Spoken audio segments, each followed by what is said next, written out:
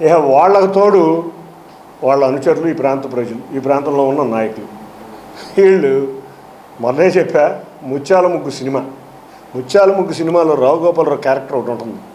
ఆయన ఏది చెప్పినా వెనక చిడతల అప్పారావులు ఉంటారు, చిడతలు వాయించే వాళ్ళు ఉంటారు.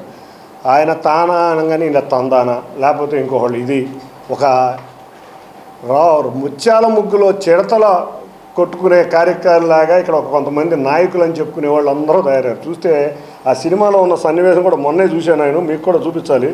చూస్తే ఏ విధంగా ఉందంటే చూడండి, చిడతలు ఎట్టా కొడుతున్నారు.